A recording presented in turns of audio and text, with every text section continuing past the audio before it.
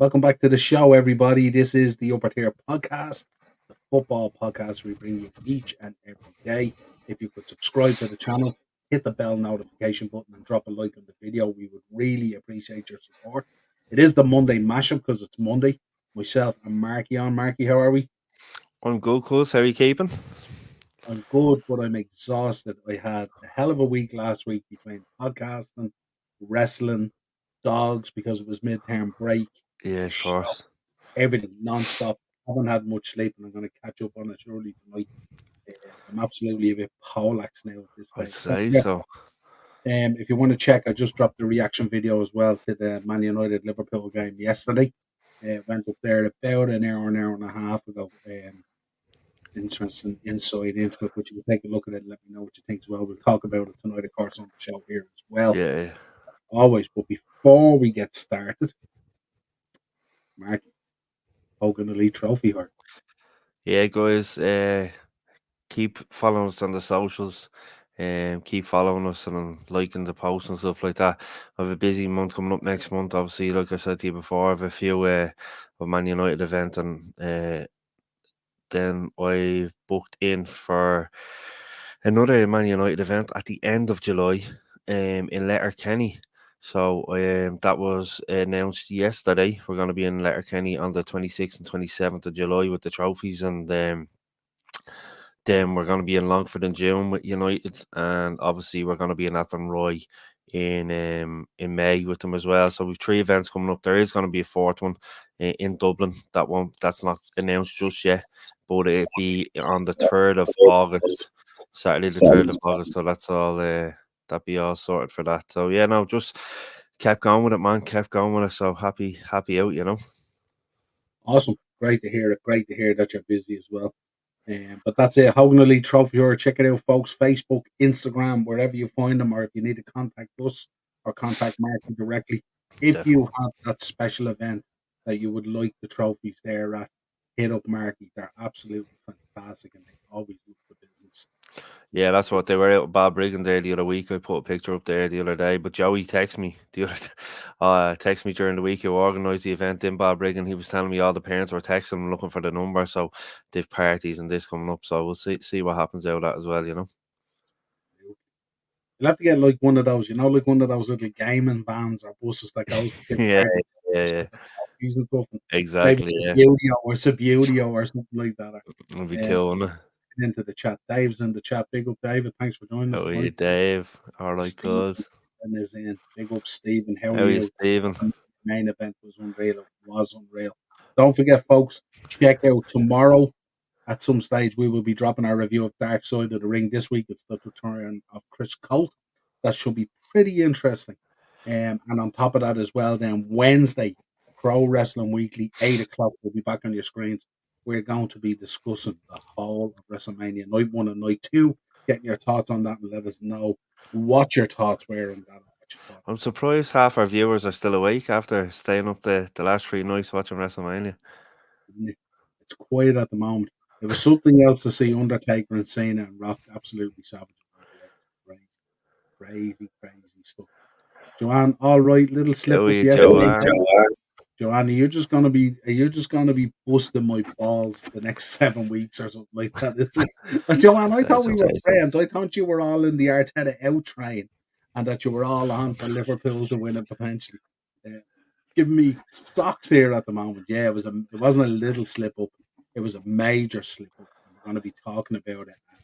I have some facts on it as well, which don't make pretty reading either.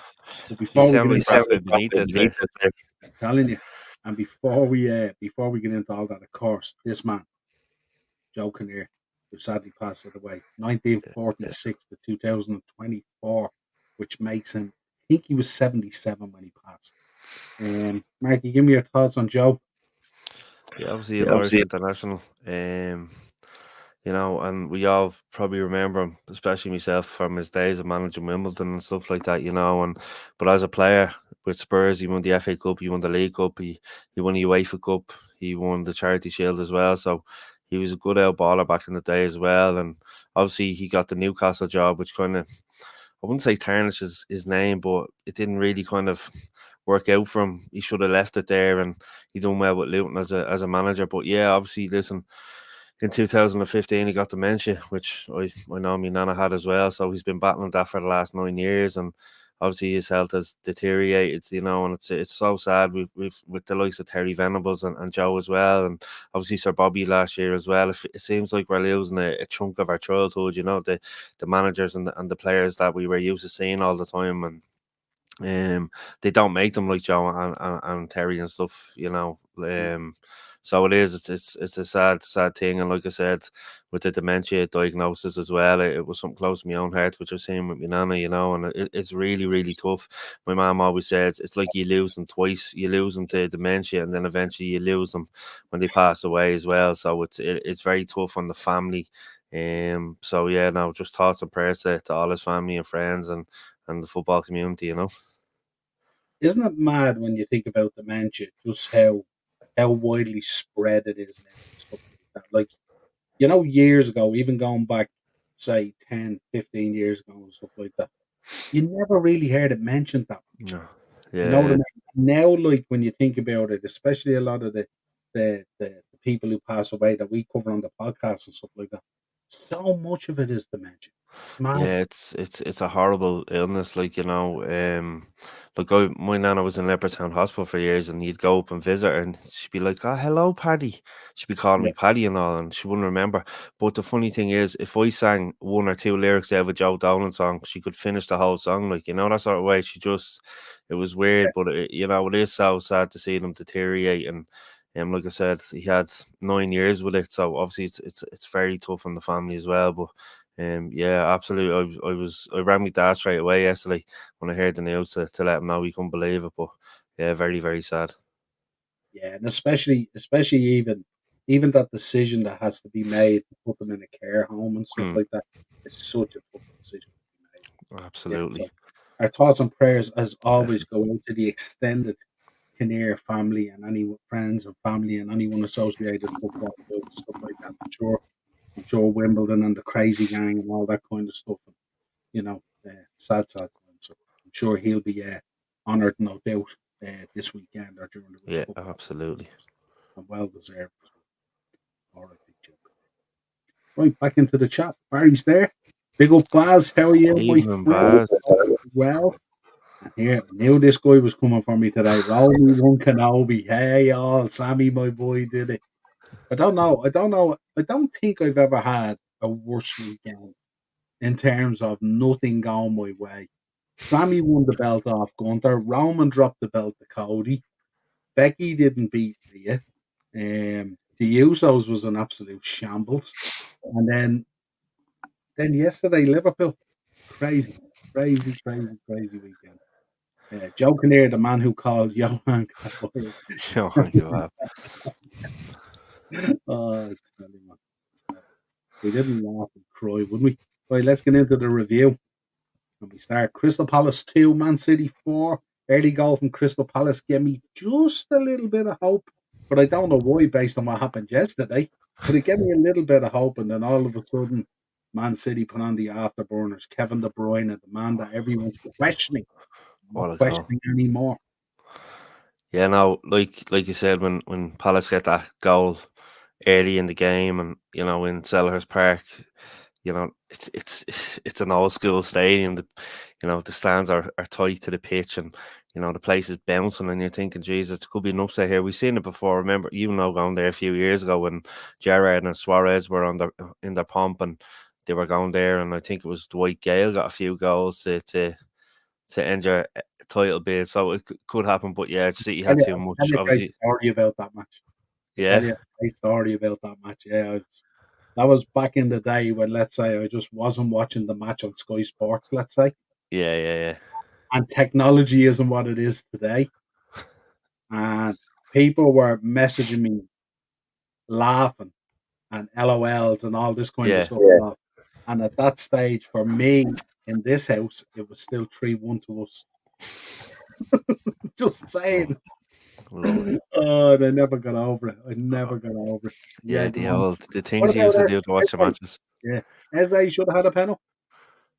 Yeah, it looked that way.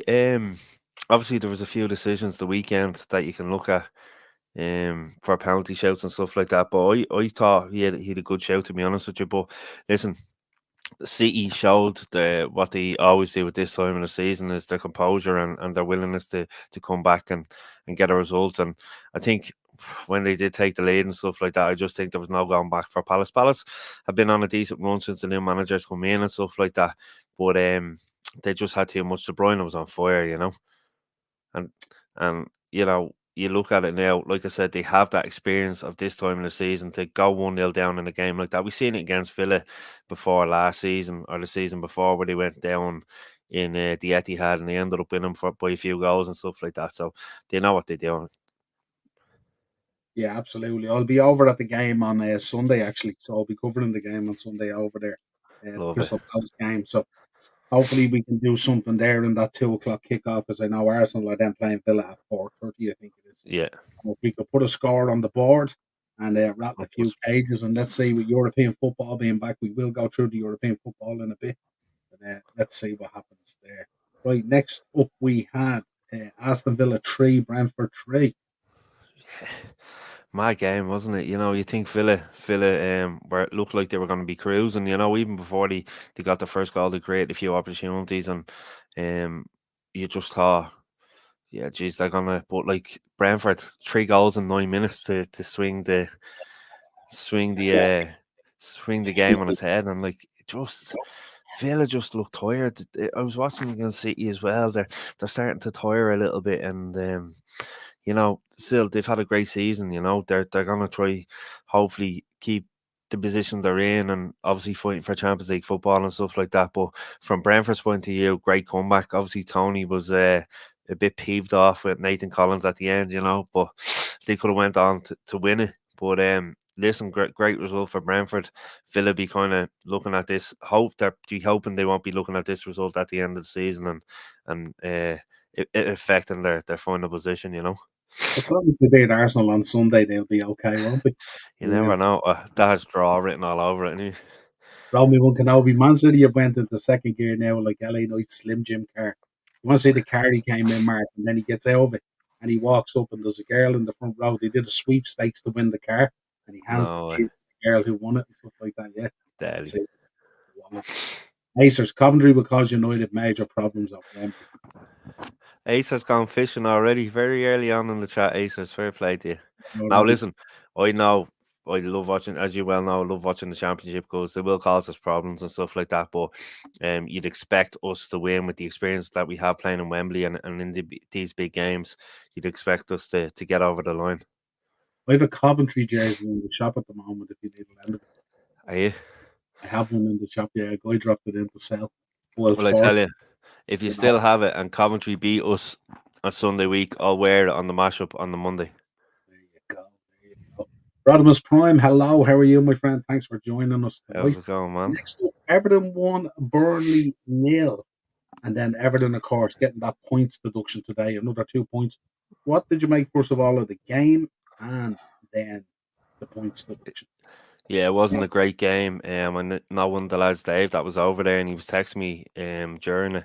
He brought his 2 kids over, and he was saying the first 45 minutes until that Carvett Lewin goal, which was obviously a mistake by the keeper. He said it was just like watching paint dry, there wasn't much happening and stuff like that. Obviously, after they get that in the second half, they create a few more chances. And then I think that Darragh O'Shea sending off obviously changes the game at that stage. But Burnley were trying to build a bit of momentum to get back into the game, like they did against Chelsea and stuff like that. But obviously, with Darragh being sent off, it kind of changed their game plan slightly. And I think Brownhill nearly scored towards the end, nearly equalised towards the end. One just kind of flew by the post and stuff like that. But yeah, vital 3 points for Everton, clean sheet at home. Obviously, they didn't know how vital those 3 points were going to be, with the news that came out early this afternoon as well. So, but Burnley, listen, they've had a little bit of a run as of late. I think they're on 19 points or something now. They're there or thereabouts. Sheffield United to me are gone. Burnley, I think if they could pick up a few more points, they'll it'll make the last week or two a bit more interesting. But Everton, listen, Everton still have to play Sheffield United. They still have to play Luton. They still have to play Forest, and I think they still have to play Burnley as well. I'm nearly sure.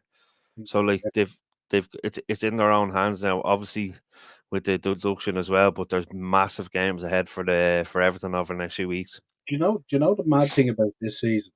30 to 33 points will keep you safe this season. Yeah, it's crazy, isn't it? Like Absolutely mad, isn't it? Like it's it's just crazy. Like, Aces but like, is in with Sean Dyche 316. There you go. um, yeah. Now listen, I, I Dave actually texted me earlier on WhatsApp, and I seen it, and I was just like, not another bleeding deduction. Like, when you think about it, they overspent by 32 million.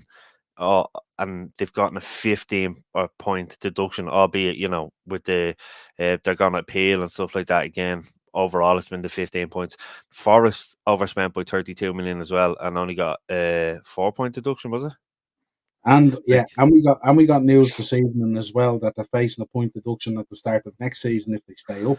it's ridiculous. Like, how many times can you punish a club, and like I said, Forest had the same situation of the same spend, and they get a lot less points. And then you've got two other big clubs you know, in City and Chelsea that haven't been started to be looked into.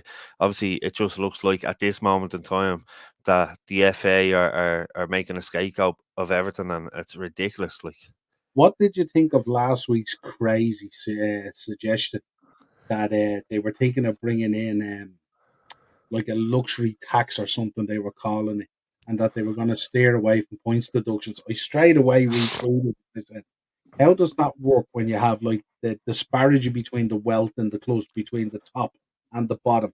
How do you find them it's a, accordingly? it's a It's joke. crazy. It's just that just stinks of money talks, isn't it? Like, how the top teams can get away with it, and the teams like Everton. They spent money on their stadium, and like I said, I've said on this before. When they found out that they were being investigated by the FA, they worked alongside the FA. They they didn't spend as much. They brought in players on frees. Got players in on loan as well, and they have been working alongside them, and it just seems as though they're sticking the knife into Everton big time, and it's very unfair in my opinion. Especially at a time when they're building a new stadium and they're trying to better themselves as well. Absolutely.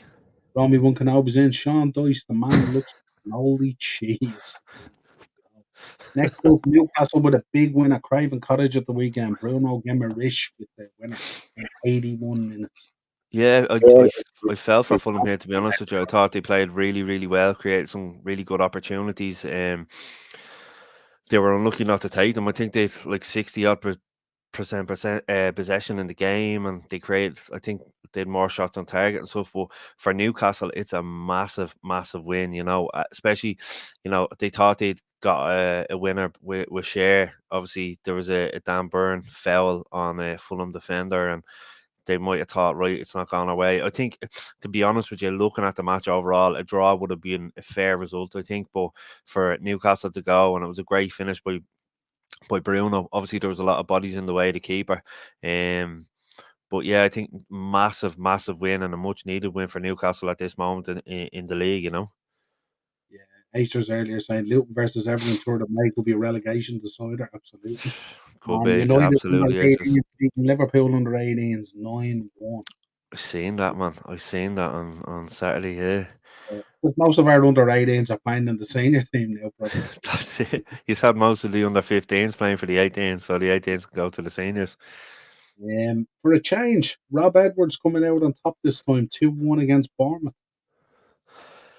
Yeah, and like, if you watch the start of the game, Bournemouth came out. Tavernier had a great opportunity, and Kluivert had a great opportunity as well. It could have been 2 or 3-0 at half time, and obviously into the second half, obviously Bournemouth got 1-0 up, and you're thinking, right, 3 points, but Luton grab a goal back. It was a great finish.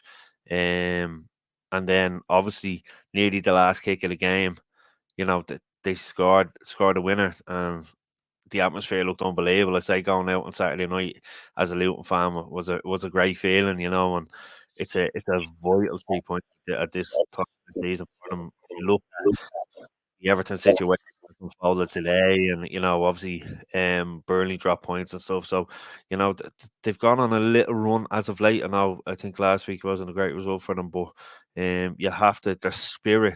100% Rolly Munich their fighting spirit, and like I said, that ground is so hard to go to and get a result, and that will be their kind of they are their 12th man, that will get them the extra points toward the end of the season, I feel. We did say, remember on last week's show as well, that they have played a lot of the top teams now, so they had a good run of games here. Yeah, yeah. Points starting with that Bournemouth game, so it was And in really fairness, they gave us a match in Canada where people thought they were coming up with this squad of donkeys, into the Premier League, another championship team coming in, but they're so hard to play against. You seen it last season. They like to catch teams on the counter attack. physical. They've Morris up front who can score any type of goal, and yeah, you have to applaud them. And listen, they brought in it was a great move bringing in the experience of Ross Barkley and Andros Townsend. People questioned it at the time, but I think it's starting to pay off. Their experience around the lads that have come up from the championship is invaluable. Yeah. Next up, West Ham getting the better of Wolves 2-1 with the late one on 84 minutes. James Ward-Prowse with the winner. This from the corner. Did you see it? It was mad. Um, yeah, it was. You just felt obviously. Wolves have been very unlucky in games this season, particularly against myself and ourselves, and obviously VAR has played a part, and it did also on Saturday as well. Great, they've been playing great football. Like I said, I think Gary O'Neill should be up there for manager the season. I I do feel that there was a few questions going around. I don't know how you felt about the Kilman goal that was ruled out in the end, but obviously the Wolves players standing in the way of Fabianski. He's in an offside position. Obviously, when the corner kick is taken, he's not in an offside position, as you can't be offside directly from a corner. But once Kilman takes that touch and that header and it goes into the back of the net, he's active in that phase of play. So he's in front of the keeper in his eye line. Now listen, Fabianski, he's not going to get to the ball, but he's still impeding him. And, I think the referee got it right. Gary O'Neill obviously had a bit of a rant after, which he's entitled to, especially with the VAR decisions that have gone against Wolves this season. But I just felt it was the right decision by the referee and the VAR team. We've seen them chopped off as well, so Yeah. not really. Can Luton finish the story and stay up? Cody Rhodes. There we go. You never Luton know. will at the Etihad on Saturday. They will be all the goats of Luton if they can stay up all right, yeah. West Ham blinded the Wolves with bubbles. they were Forever blown made bubbles. snow bubbles this time. Wolves robbed by VAR. I don't know. Look, Ace the is thing like, about this, because we've seen it and we've seen them chalked out multiple times this season. Our expectation is we want consistency.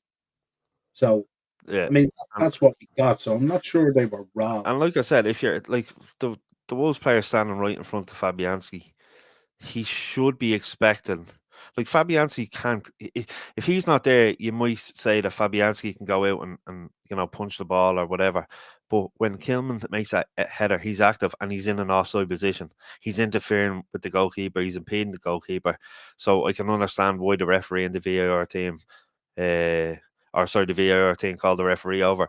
Obviously, all sides are meant to be black and white, but this one is subjective because it's up to the referee if he has to decide whether the goalkeeper has been impeded, Yeah. and he was, in my opinion. Brighton 0, Arsenal 3.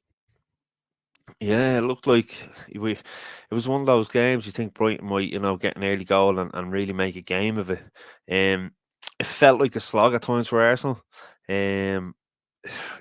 You'd wonder, was the kind of the result of City kind of playing on their mind going into the game earlier on that day, and obviously knowing Liverpool were playing ourselves the following day. But listen, it was in the end it was a professional performance by Arsenal.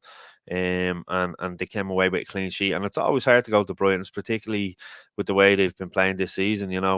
Obviously they've been slightly inconsistent, so you'd never know which Brighton's going to turn up. But I think over the last while, with not having to deal with kind of European football, they've had a little bit more of a spring in their step. So beforehand, you think it'd be a more difficult game for Arsenal, but fair play to them. Like I said, a very professional performance and a massive 3 points. Yeah, that first penalty on Saka was madness, wasn't it? I Yeah, don't know what yeah. the player was thinking diving in like that. You know what I mean? We've seen it how many times over the last few weeks. You know, there's ridiculous decisions by defenders. If you're going to go, we seen it yesterday with Wan-Bissaka as well. If you're going to go and slide in or whatever, you're going to give the referee a question to answer, and 90% of the time, it's going to result in a penalty. Like, Yeah, Aces Liverpool penalty should have gone to VAR. It did go to VAR. Every penalty goes to VAR, doesn't it? Mhm. They check every penalty. Yeah, the Yeah, only reason, obviously, the VAR have agreed with the on-field decision. Hence, he hasn't been asked to go over to the monitor, or no other action has been taken. So everyone was in full agreement that it was a penalty. yeah, absolutely. Arteta may look like an extra from the Lego movie, but he's getting the job done. He is. We're going to have a conversation about that in a few minutes as well when we come around to the Liverpool game as of right now. Man United 2, Liverpool 2. Yeah. Where do you begin, huh? Listen, first half goes. You could have been 3 or 4 nil up. You know, any time you went forward, you looked like you were going to score. We looked like we were, you know, we looked like the Brentford and the Chelsea game. It kind of caught up with us a bit. We looked all over the place. Obviously, Willie came in at centre half with Maguire. I thought he had a very good game for a young lad that's coming in here. You know, and Okay. yeah, no, and Harry as well. Listen, I thought he did very, very well, and he has done. Like I said, I've bigged him up a lot this season because beforehand I've slated him a lot. So hands up, he's been excellent since he came in. Obviously, Kobe is a future one. Yeah, 100%. After I thought I read that too fast. No, he is. He's unbelievable. His calmness on the ball and the finish, the goal was unbelievable. You know, obviously from a Liverpool point of view, you obviously ruled the chances you didn't put away in the first half, and obviously Bruno scoring as he did, a mistake by I think it was Kwanzaa gave the ball away, and obviously Yeah. Kelleher's. Now What was listen, what was Kelleher even doing? I haven't a clue because if you look at it, like Bruno didn't get too much height in the shot. There was a lot of power. It just, but I felt sorry for Conte. I thought he's been excellent for years over the last few weeks when needed and asked to come in and do a job. So I did feel for him. He's only a young lad. But Bruno, after that, I think when we got the equaliser, the momentum slightly went with us, even though we should have been dead and buried at half time. And obviously then Kobe coming in and scoring an absolute screamer. Like I haven't seen the Stretford end erupt like that since the FA Cup game, obviously. But yeah, listen, Wan-Bissaka then makes an absolute awful decision to dive in. Listen, he's that type of player. If someone goes by him, he'll try to dive in and win it back. But Harvey obviously got the touch, And and to me it was neat. 9 times out of 10 gets it right, Wan-Bissaka. Yeah. But to me it was needless because Harvey's touch is taking him away from goal. You know, that sort of way. So it was kind of like. And towards more United players. Exactly. So I was thinking, what are you doing? But listen, I didn't think. I thought the referee made the right decision, and I thought the VAR made the right decision not to call him over. Aces obviously thinks different, but to me it was a penalty. His Harvey's right leg, I think, caught Wan-Bissaka's leg. So when you go in, his left leg kind of goes away from him, but he catches. Harvey's right leg, so it is a penalty to me, and obviously at that stage, a lot of pressure on Mo to pick up the ball and slot it in. Especially, it took him about a minute to actually keep it on the spot with the way the wind was coming in. So you're thinking it's more pressure, but you know, as Mo does, he slotted away very, very coolly. And yeah, listen, he's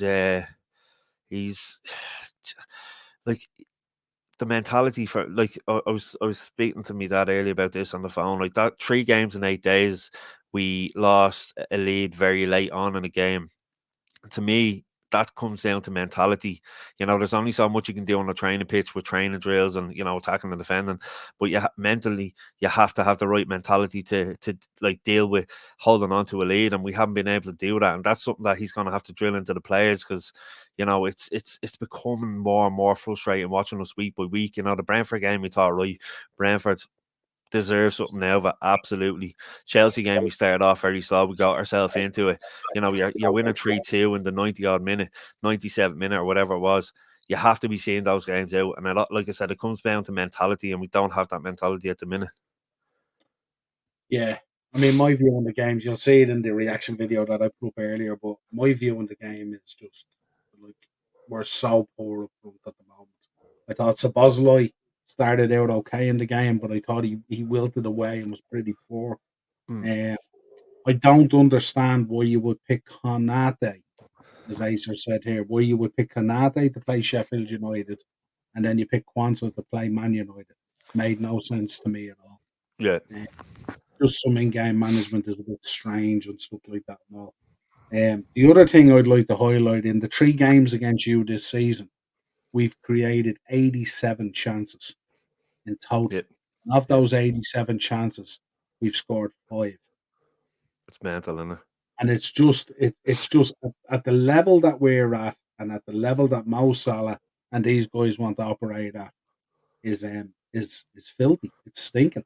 And even like there was and one even of that the chance yesterday for Diaz laid on that he puts over the bar where it's yeah, easier to get it into the goal. I just don't get it. I think the decision making up front is disjointed. I cannot wait for Jota to come back, and I hope he stays fit for the rest of the season because he's an yeah, absolute killer at top scoring baller. goals, and he would hoover up some of those chances. Our And like, breakaways when we have 5-on-2s, we still find a way to make a mess of it. We can't pick the right pass. We're shooting when we should be passing. We're passing when we should be shooting. yeah, It's just so disjointed at the moment. Yedendo on yesterday wasn't his best performance. He kind of struggled a little bit coming back from that knock he has. McAllister's absolutely sublime. Dominic let us down a little bit. Curtis came on and didn't have the impact that we thought he was going to have. Harvey came on and obviously did have the impact that we thought he was going to yeah, have. And but it's just when I look at that, and no disrespect to Man United, they've broke my heart for decades at this stage. But when you look at the makeup of that Man United team yesterday, and with everything that's on the line, and Klopp leaving, and us wanting to land the league and being in that title race and all that kind of stuff, at what point do we go out on that pitch and find ourselves 2-1 down against that United team that is so poor on so many levels? And yet again, we found ourselves struggling again. And I know there's that great equaliser, it's at Old Trafford and it's rivals and it's all that kind of stuff. And I get that. But if you just look at what we did yesterday, at times, and I think it's our biggest problem at the moment that I've identified, at times we are so dominant in games that we get so relaxed that even when we're in front of goal, we're too relaxed. We're not like clinical. mm, And it's because I think we know that there's so many more chances going to come each other coming. way. So they don't feel that pressure to finish off. Like you seen it yesterday, the 2 chances you had and bang bang 2 goals. Mm, How many chances did Diaz have yesterday? How many yeah, chances did Diaz have yesterday? How many chances did Mo Salah have yesterday? That one on the right hand side where all he had to do was flick the ball over and Anna, what he would normally do, and he's yeah. trying to rifling it into the top corner. Went And I'm straight there out going, of it. why are you doing that? Why aren't you just doing what you normally do? Like So many. that opportunity goes like, and we were very cheapish in the first half. Like, and the one where Salah hits it over the bar, I'm looking, going like 9 times out of 10 that goes back in net, and that kills us all together. Our confidence completely drops. Nunez won in the second half, and he goes to square it. I think he was waiting for Diaz or someone to make a run into the box as well, where if he wraps his foot around it, it goes into the right bottom corner. And again, it's just when you talk about the chances that you've created against us. Obviously, it doesn't surprise me seeing our defense this season, but like you said, you have to be more clinical than that. Yes, you can say this, that, and the other about injuries and whatever, but there's experienced players out there, the likes of Diaz, Nunez, Salah, should be putting us away. We, like I said, you should have been 3-0 up at half time. There's absolutely no doubt in my mind about that. And even in the second half, after we go 2-1 up, you've had plenty of opportunities to equalise as well. Um, We must but we must at this stage looking at it, and I haven't delved into it enough, but we must have nearly the worst conversion rate to chances created in the league. yeah, Because when you I don't know how many chances we're creating every game. It has to be in around anywhere between 25 and 30 these days. And it yeah, yeah, has been for a while. It's been the story of the back end of our season, really. And every single time, just struggling all the time. Goal, 2 goals, 3 goals.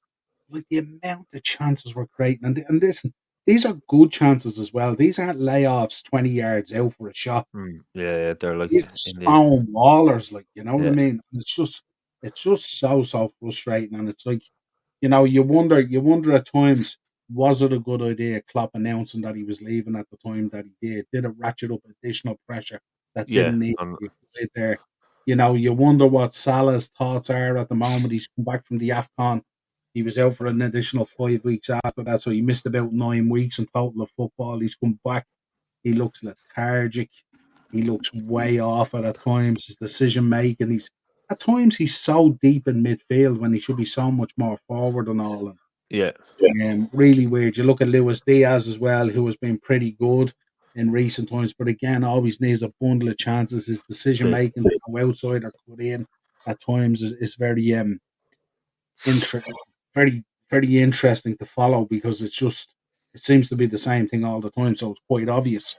But again, the talk out of his dad about Barcelona and all this kind of yeah, thing and all, and it's just really frustrating at the moment when you look at it, and it's just, if you think about it, looking at those games and stuff like that, we should actually be about 5, 6, 7, 8 points ahead at this stage. We 100%. really should. It's just so poor. And I don't know what they're doing even. What are they doing in training? Look, I said it on the reaction video as well. I watch training videos of Liverpool all week long, and these lads are smashing balls in from 20 yards and 15 yards and 30 yards, top corners, keepers not getting near them, running around laughing, bibs in the air, all this kind of thing. And then Saturday rolls around and they can't kick snow off a rope. It's like those three guys up front have never played any football together. It's It's a crazy. joke. Crazy. Salah's the only thinking of Saudi Arabia transferring in the summer money. Absolutely. And it's going to get to a stage where we're only thinking about it as well. When Salah goes to Saudi, he will feel like Nathan Drake from Uncharted with all that gold. Absolutely. Pat's finally beaten Rovers at Richmond. Yeah, Graham. 2-1 on Friday night, and Shell's got a draw against Rotterdam. Mm. I heard there was trouble, wasn't there? Was a linesman struck or something? Yeah, I heard Damien just talking about it. Dave, my cousin Dave was in the chat there, was at a young lad threw a flare at the linesman, and the match was halted. So there was 15 minutes added on. So what I heard is they're going to be a 2-match away ban for Shells fans, and they're getting fined €25,000. And the next 2 away games is Galway and Dundalk. So Galway would have been a nice away day for the lads. It'd be first time down there in a while, and Dundalk hit and miss. You wouldn't mind me not going up there. And 25 grand doesn't seem like a lot of money, but in the league in the Irish league, that's 100%, 100%. And just Rowley, I seen your comment there about Willie. Yeah, he was excellent. I'm delighted for him because when he signed, Elliot Daz, when he signed for us, back in 2020 or 2021, he was only there a few weeks, and he got a bad injury and he was laid off for 11 months. So for him to come back as strong as he has, not just physically but mentally, and get back into the team, he's made 6 appearances now. I'm delighted for him. yeah, and especially in a very difficult season as well. Yeah. Sheffield United 2, Chelsea 2. Tottenham doing all the good work from the United game. Jesus. Yeah, and to think, the week before, Burnley at home, 2-2 against a 10-man Burnley almost seems like a defeat, that sort of way. And then to come out and beat us in the manner they did, and then to be brought back down to earth again, to against Sheffield United. Yeah, very true, but yeah, listen, the Silva gets the opening goal, and they look comfortable, but Sheffield United created a few chances as well where they looked like they were going to score, and then obviously you look at the equaliser to make it 2-2. Burnley, I think it was the 93rd minute, was it? Yeah, McBurney. I'm a big fan of McBurn. McBurney. He's funny. He loves winding up the away fans. He's kind of like Jamie Vardy in that sense. He's come up with Sheffield United doing really well last season. He likes to bang in goals. He's real like fox in the box type of player. But yeah, again, Chelsea point of view, you're throwing away a lead 2-2. It's been a very, very indifferent season for them. Obviously, they've had their injuries, and Potts has tried to shoehorn players into positions and stuff like that. A lot of things happening off the pitch with their their backroom team and stuff like that. Some of the people upstairs saying they don't even like football and this, that, and the other. But they can be hard to watch at times because listen, the shining light for me this season for them has been Cole Palmer. I think he's been excellent. Sheffield United. Didn't have his best game there yesterday. I was just gonna say, but Sheffield United looked like they had two players on him at all times yesterday. You know, he looked like he was out. He had a terrible challenge on him in the second half, I think. So he was lucky to one. I can't remember who made the challenge, but Sheffield United were lucky to keep 11 men on the pitch at one stage. It was a very bad challenge on him. So I think obviously, like a team like Sheffield United see him as a massive threat, and like I said, it looked like they just stuck two players on him at all times yesterday. But you think that would free up the likes of Enzo and Gallagher.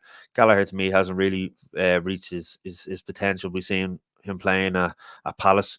Maybe that is the thing. Is his is that where he is the likes of a Palace or someone like that? Yeah, the problem with Gallagher really is he's not a 6 and he's not an 8 and he's not a 10.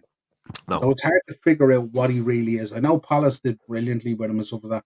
I suppose for him as well, it's been a difficult season because all the soundings coming out is that he's going to have to go out the door to save Chelsea in terms of FFP for money, or profit and sustainability or whatever it is they're going to pin them on, stuff like that. So he kind of knows that's probably not going to be his place. I have a funny feeling Conor Gallagher's going to go somewhere and he's going to light it up when he goes because he's going to go to a coach that actually is going to be very clear about whether he wants him as a 6 or an 8 or a 10. Yeah. And actually going forward is where he's at and stuff like that. And I think if you have him coming late, I think if you have him playing kind of in, I think when he was at Palace, he played in kind of a Martin Odegaard role at Arsenal. And he was very, very effective and scored some arguably goal of the season contenders at times for Crystal Palace as well. And I think there's still a very, very good player in there. And I think it's tough at the moment to judge Chelsea players at the moment in the current situation that it's in and stuff like that. You know what I mean? But I've no doubt that your man Mudryk is a better player than he's shown. We seen signs of your man Madueke yesterday. That was a beautiful goal that he scored. He took a lovely. Yeah, no, the run, it just like it opened up and it was a great finish, you know. And we know that those players are in there, but for some reason, either through coaching or through the difficulty that Chelsea goes through, they can't seem to harness the best out of all these guys at certain times. And I think when some of these players leave, like even yesterday, I was very impressed with Trevor Chalobah. I kind of like him. Now he wasn't even registered at one stage. It's mad. Their season has been mad. Yeah, I find him very composed and stuff like that. I know at times he can be a little bit silly and frustrate you, but 9 times out of 10 he has a huge amount of composure and he's a big lad. And for me, that tends to be that perfect fit at Chelsea. But again, still not sold on him. And do you think like Connor be too dear for like the likes of Palace to buy, since obviously Chelsea have to get as much money as possible as they can for him, Well, they only have probably you probably only have a 2.5, 3 week window to move him. Yeah. Because obviously he's going to be heading off, I'd imagine, with the English squad to the Euros. And once they go off to the Euros, the deal, any deals they want to do, they have to get them done, I think, by the 30th of June or something, isn't it? In order to keep it in this year's books or whatever it is. Yeah, exactly. Once you go off the 30th of June, I think it is, it's into next year's. So I think they have a very short window to move them on. And I think teams that will be interested in him know the plight of Chelsea at the moment in terms of financial fair play or whatever it is. So I think someone's going to pick up actually a real bargain in Conor Gallagher. And I think Chelsea, because he's an academy boy, I think Chelsea will be in a position where they're going to have to take. I wouldn't be surprised if he moves for 35 to 40 million.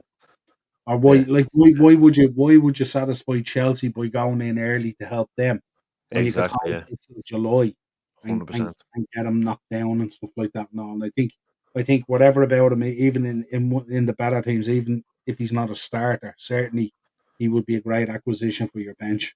Oh, definitely, 100%. And I wouldn't be surprised at all. But it's going to be amazing once the season ends how all this flushes out and stuff like that. Because serious trouble there for a lot of teams at the moment financially. And Chelsea's one forefront. yeah, they won't be able to duck that for too much longer. Like it will all catch up with them. Yeah, absolutely. Let me see.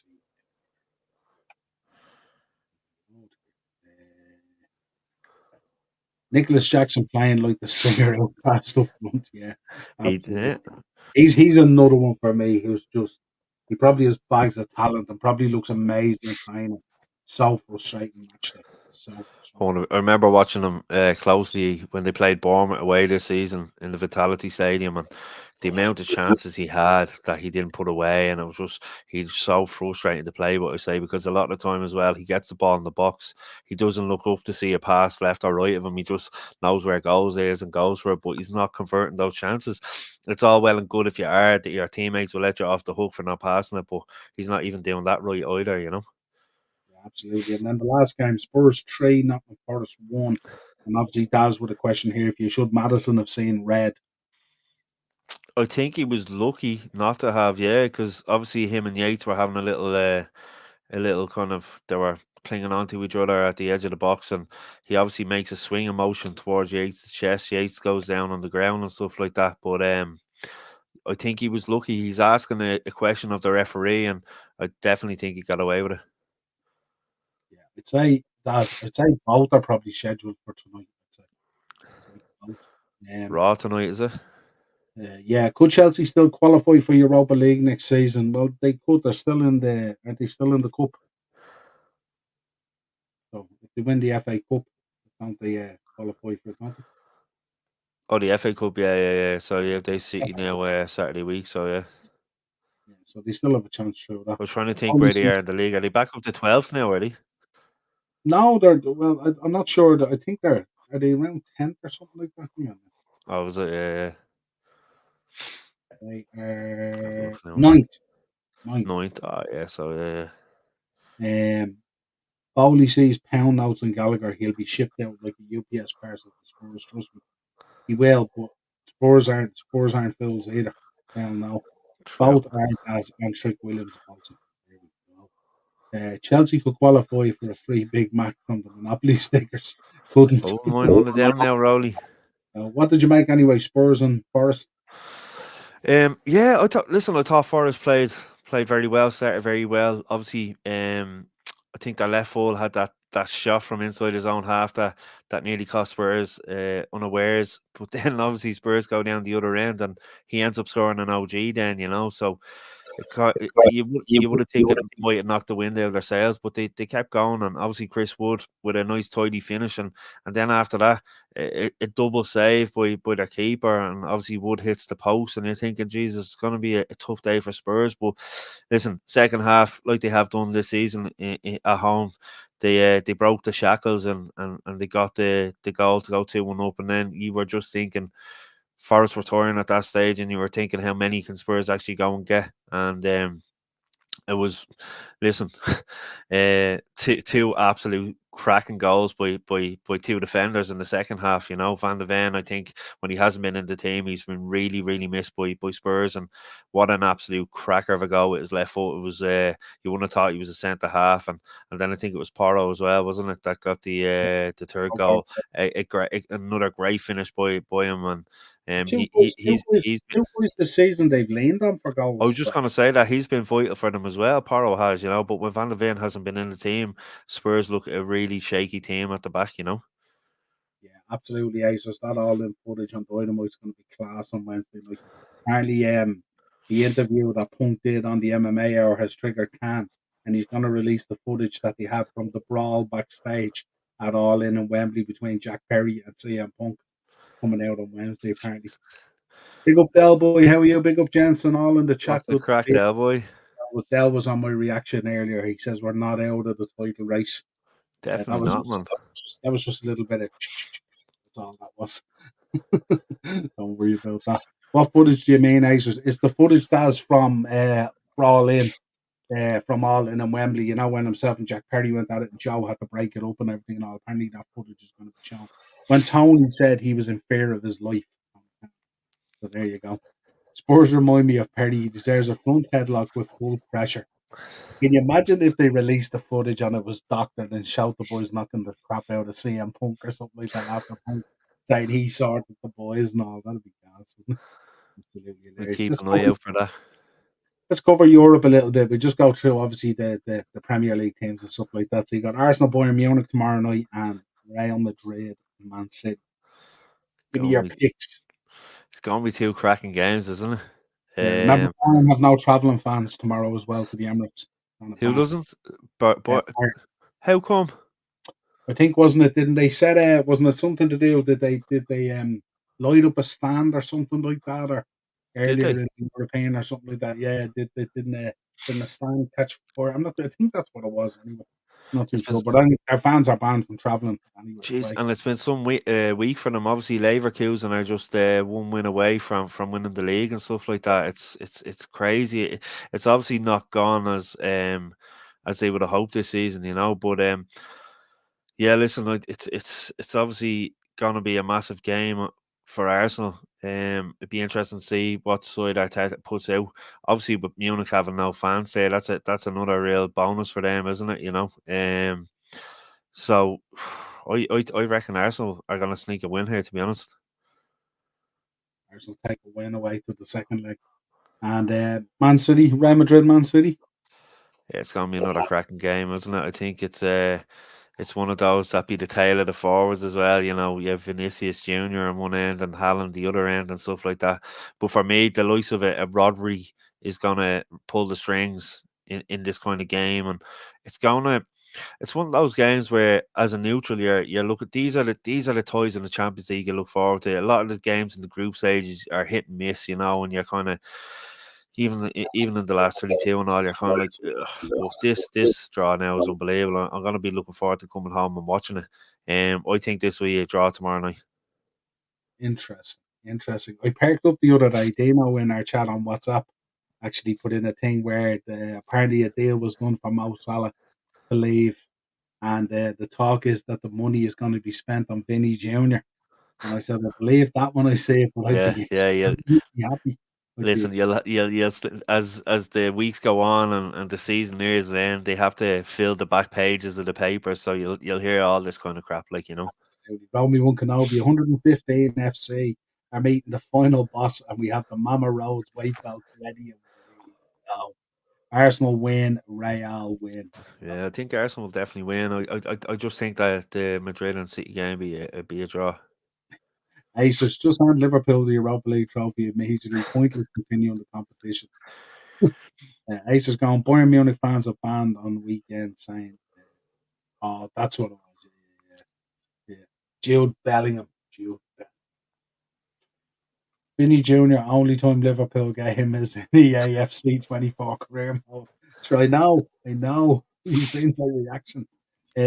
What's up then? We got West Ham versus Bayer Leverkusen.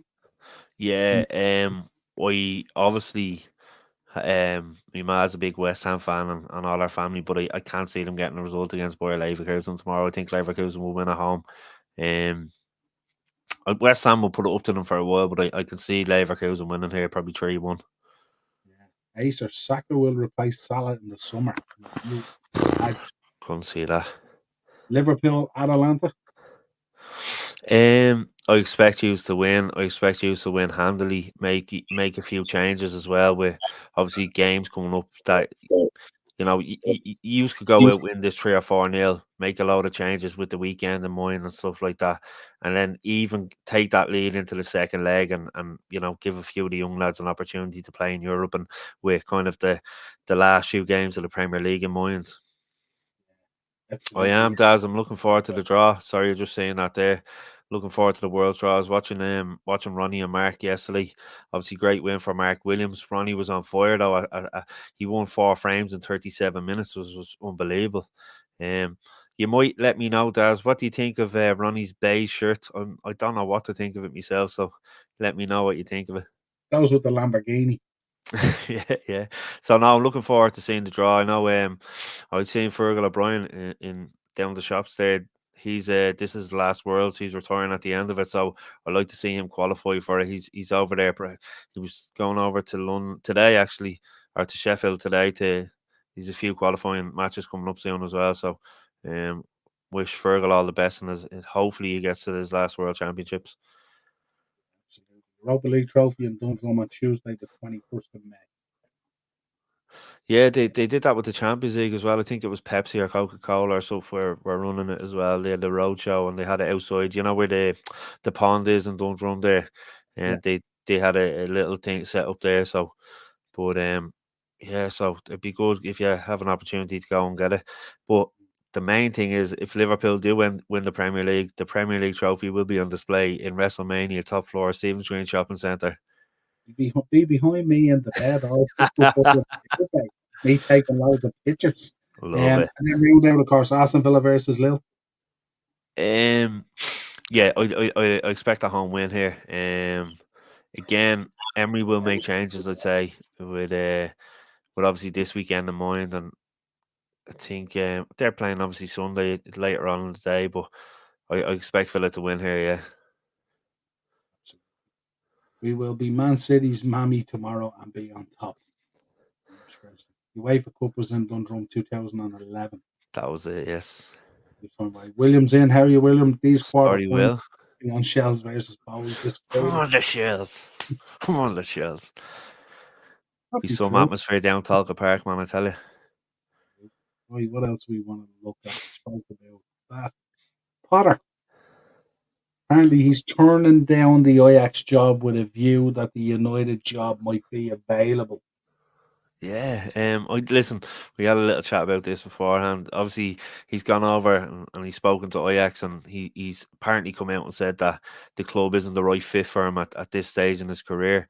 He's been out the game, how long now? Probably a year and a bit. It's at least a year anyway, isn't it? Yeah. He's been out a while, and obviously with Brighton, he done so well, and there was obviously going to be talk of a big move to a big club, and then when the move came to Chelsea, you can't turn your head away from that. He went from kind of like one of the obviously the Grand Nationals this weekend. He went from one of these underdog horses to like this big name or a small name in a big pond, from a big name in a small pond. And listen, I think Jim is gonna stick with Ten Hag. I think he's gonna give him tools there over the summer to work with. I certainly, no disrespect to Potter, but I wouldn't like to see him at Manchester United. Yeah, is he sticking with Ten Hag on the basis of the way the market looks at the moment, or is he genuinely sticking with Ten Hag because he believes Ten Hag is his man? Listen, I think obviously he's worked alongside Ten Hag now for about a month and a half, 2 months, so he sees the work that he's doing behind the scenes. We have been very unlucky with injuries this season, getting a back four consistently. I think if he gives them tools there, I think there is a clear out. The likes of Casemiro and Varane have to go. You have the likes of Kobe and Willie coming in and stuff like that. Add a few more players of that kind of grain, that youth as well. There's a lot of dead wood. Obviously, Martial and a few other players have to go. You look at it though, like Luke Shaw's been in and out of the team with injuries. We've had Martinez that has only come back from injury, and he came on against Brentford and then he's injured again. So it's been very difficult. So I do think that Jim does see Ten Hag there, give him a few quid to spend during the summer. Obviously, we'll have to sell financial fair play and stuff like that as well. So, but listen, we're Manchester United. We're going to get linked with the likes of Potter and Southgate and all, particularly what I just said previously, coming towards the end of the season. The papers have to, they have to fill the pages of the paper, and the social media pages and stuff have to be active. So they're going to be like this. So I wouldn't read too much into it. I definitely think Ten Hag's going to stay next season. It's mad at the moment, isn't it, when you list down kind of the 7 or 8 or 10 managers that are available. It's mad, isn't it? Daz, Cocoa Beach for the national on Saturday each way, yeah. No, Cocoa Beach. Cocoa beware, yeah. Southgate alarms, bells, damn pots, absolutely. Damn pots, yeah. Potter still has PTSD from Chelsea. The man's head is gone. I suppose for Graham Potter as well, the next move is critical in his career because it has to be the exact right move, because failure again after failing at Chelsea sort of put you in a very awkward position. You see the work that he done with Brighton and stuff, and you're looking at it now, like maybe during the summer, I don't know, Forest might lose their manager. Would he come in and maybe build a team like around, like come into Forest and build a team to keep them in the league, or if they go down to get them back in, as he did with Brighton? I think that would be a more ideal opportunity and a job than taking an Ajax or obviously a second Chelsea stint, or not a stint with Chelsea, but like that kind of job. I just think I think that'd be better fit for him. Interesting. Interesting. Right, let's round it out with the title race. Give me your thoughts. I think for Arsenal, obviously massive game this Sunday against Villa. Next 4 games are huge. Yeah, well, listen, Wolves away is going to be tough. Chelsea home, Spurs away, but just starting off with Villa at home on Sunday, massive game. Obviously, Villa have had a game. City and Brentford, two absolute. They put everything into it, and obviously they're playing in Europe on Thursday. Obviously, Arsenal will have an extra day off given they're playing tomorrow. Is it tomorrow or it's Wednesday? They're playing Wednesday, is it? Tomorrow. Yeah. No, sorry, they'll have an extra 2 days off, so that might play into Arsenal's hands as well. And I just think everyone's expecting Arsenal to start faltering. And I've said the same. You always expected this time of the season, to start dipping away a little bit. But I think they're obviously there for the long haul, and I can see them actually picking up 3 points against Villa at home on Sunday. Originally, I was looking at the game against Hughes, and I was thinking that could potentially. But then I was looking at it yesterday, and I was thinking, if they create half the chances we created, they're going to batty us. 100%. I think I think one of the most difficult ones that for them there, I think, be Spurs away. Obviously, that North London derby. Spurs have been really good this season. Listen, they have been open, but like I said, with Van der Ven back in the team and Porro's there and stuff like that. Obviously, Maddison and Song are very, very dangerous as well. And Ange Ball, I think Arteta would be thinking about that, how to stop that. So I think that out of all the ones I'm looking at there, for me, that's the most difficult one. I know it's an obvious one, it's the North London derby and stuff like that, but I think for them that'd be very difficult. I think I could see them beating Chelsea at home. The way Chelsea have been playing, the way they've been playing, I can see them. Wolves away be tricky. It wouldn't surprise me. Wolves could even take a point off them in that game. But out of all of them, I'd be looking at that Spurs game, and then particularly for Hughes, West Ham away. That's that weekend that they're playing Spurs. Hughes are playing West Ham. That's going to be a very difficult game for Hughes as well. Albeit, I can see he's picking up something, but West Ham won't make it that easy for you, I don't think. No, and obviously Everton away. Listen, Everton away this be the last Merseyside derby in Goodison, won't it? So obviously a lot of motion in it. Everton feel like the whole world is against them and stuff like that. They haven't beaten you in how many years? Klopp's last one. They haven't beaten you in so many years. They'll be well up for that. Yeah, absolutely. It's going to be interesting, but I think the European football returning could have deciding factor. Well, and because you look at City's last 4 games, they've Wolves, Fulham, West Ham, and Spurs. That ain't going to be easy for City. Like, to be honest with you, we all expect them. They are experienced this time in the season of being cool and calm and collected and all. But those 4 games in particular are going to be very difficult as well. And when you look at it, the Wolves could have a major say in this. They still have to play Hughes and they still have to play Arsenal and City. So Wolves actually could be the team that you look at that could take points off 3 years, Yeah, I think Wolves were the team we played, didn't we, the last day of the season for the quad? Oh, yeah. Remember, and I think didn't they go 1-0 up, and then 1-0 up, yeah. We ran out either 2 or 3-1 winners in the end or something like that. But no, they'll definitely have a say in the title race. Remember, they brought on Gundogan, and he changed the whole game then against Aston Villa. Remember, Stevie was in charge. Yeah, so absolutely. Yeah, it's going to be interesting, and it's 7 games to go. Come down to this. So if you're neutral, you're loving this. But there's 3 interesting ones. I expect Man City will certainly have their way with Luton. There's no doubt about that. So hopefully we can win early on Sunday. I'll be at the game. And hopefully that can disrupt Aston Villa a little bit and Arsenal. So are you going to the Grand National on Saturday, cuz? I'm not too sure whether we're going or not yet. I haven't heard that yet, so we're thinking about it. But there's no problem going if we want to. But might have other stuff on that day as well. So going to Cavern. Yeah, absolutely. Yeah. Doing No, a bit of karaoke. we're heading up to Manchester. Oh, you're We're staying in Manchester, aren't you? staying Yeah. in Manchester. Yeah, we're staying in the Marriott in Manchester. The plan is to go to Cheshire Oaks, I think, and Oh, the Dazzler's Trafford. favourite. The Yeah. Trafford. You've been there before, haven't you? No, Hillary has. I haven't been there. Wait till you see the food court in the Trafford Centre. It is savage. Is it? Like it's in the shape of a ship and all. They've an arcade there and stuff like that. It's class. And obviously, Dazzler was telling me, I don't know if he's told you, he's going to bring in the third Coronation Street as well, yeah? Don't know about that. Oh, I love it. Yeah. You can't beat Manchester. It's a great out spot, in fairness. It certainly is, Romy One Kenobi. As a neutral, this title race has moved like Paul Heyman's Hall of Fame speech. It was outstanding. I'm loving it. So, Roman Reigns' press conference was brilliant, telling journalists to get out. It was, yeah. Journalists, he came into the press conference after the match on Saturday night, and Heyman tells the journos to all acknowledge Roman Reigns, and they all acknowledge him. And one of the journos booed him, and he said, "Oh, you booed me, do you? Get out." And they thought he was messing, and he sent your man over and chucked the journalist out. He said, "Get out, I'm out of here." He said, That's taking your all very serious.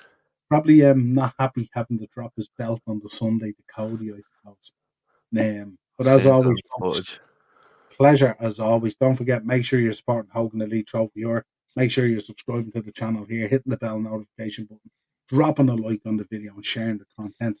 The audio show will be up tomorrow at some stage for this, but if you can, tune in as well. Wednesday, I'll be back with Pro Wrestling Weekly. Tomorrow, I'll have a review of Dark Side. It won't be tomorrow, it'll be Wednesday. I'll have a review of Dark Side of the Ring because it's only on tomorrow. And Thursday, I'll be back with Thursday Tier Talk before myself and Darren head off to Liverpool and Manchester. So we'll talk to you again real soon. Cheers, you go get some sleep, cuz, yeah? Yeah, need it badly. Cheers.